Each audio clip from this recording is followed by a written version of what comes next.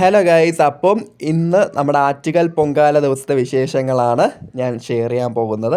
രാവിലെ തന്നെ അടുപ്പൊക്കെ പിടിച്ച് ഈ തെരളിക്കും മണ്ടപ്പുച്ചിനൊക്കെ മാവ് കുഴയ്ക്കുന്ന പരിപാടിയാണ് ഫസ്റ്റിനെ തുടങ്ങുന്നത്. അപ്പോൾ ഈ തെരളിക്ക് അമ്മയെ ഞാനൊന്ന് ഹെൽപ്പ് ചെയ്തിട്ടുണ്ടായിരുന്നു കേട്ടോ. അതായത് ഈ മാലയായിട്ടല്ലേ നമ്മൾ തെരളി കോർക്കുന്നത്. അപ്പോൾ അതിന് ഞാൻ ജസ്റ്റ് അമ്മയെന്ന് ഹെൽപ്പ് ചെയ്തിട്ടുണ്ടായിരുന്നു. അമ്മ മാവ് കുഴച്ച് ഇല പരത്തിയിട്ട് എൻ്റെ തരും, ഞാനത് മാലയായിട്ട് കോർക്കും. എന്നിട്ട് അമ്മ മണ്ടപ്പൂച്ചിന് കുഴച്ചിട്ടുണ്ടായിരുന്നു. പിന്നീട് ഞാൻ ജസ്റ്റ് ഒന്ന് കറങ്ങാനൊക്കെ പോയി. ഈ വർഷം നല്ല പൊങ്കാല ഉണ്ടായിരുന്നു കേട്ടോ. ഞങ്ങൾ ഇങ്ങോട്ടൊക്കെ പൊങ്കാല, ഞാൻ കരിക്കകത്ത് ഞങ്ങളുടെ വീട്ടിൻ്റെ അവിടെ അമ്പലത്തിന് അവിടെയാണ് ഞങ്ങൾ പൊങ്കാല ഇട്ടത്. അപ്പോൾ ഇവിടെ 2016 ശേഷമാണ് ഇങ്ങോട്ടൊക്കെ പൊങ്കാല വന്നത്, ഈ ദേശീയപാത വികസനമൊക്കെ വന്നതിന് ശേഷം.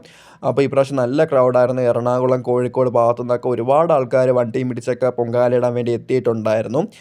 മാത്രമല്ല ഒരു മിനി കരിക്കാൻ പൊങ്കാലയായിരുന്നു കേട്ടോ. ഇവിടുത്തെ പൊങ്കാല അറിയാമല്ലോ, ആറ്റുകാൽ പൊങ്കാല കഴിഞ്ഞാൽ ഏറ്റവും അധികം ഭക്തജനങ്ങൾ പൊങ്കാലയിടാൻ വരുന്ന കരിക്കകത്താണ്. അപ്പോൾ ഈ വർഷത്തെ പൊങ്കാല വരുന്നത് മാർച്ച് 30 എല്ലാവരും വരണം കേട്ടോ.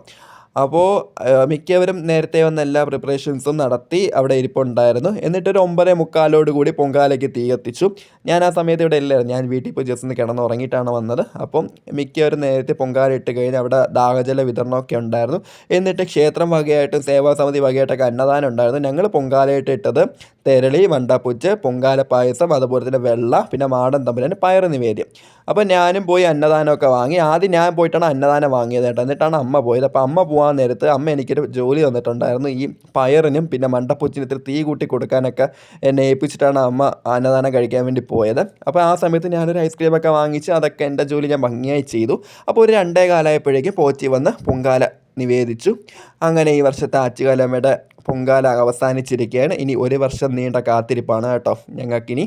അപ്പോൾ വീഡിയോ കാണുന്നവർ വീഡിയോ ഇഷ്ടമായാൽ വീഡിയോ ലൈക്ക് ചെയ്യാനും ചാനൽ സബ്സ്ക്രൈബ് ചെയ്ത് സപ്പോർട്ട് ചെയ്യാനും മറക്കരുത്.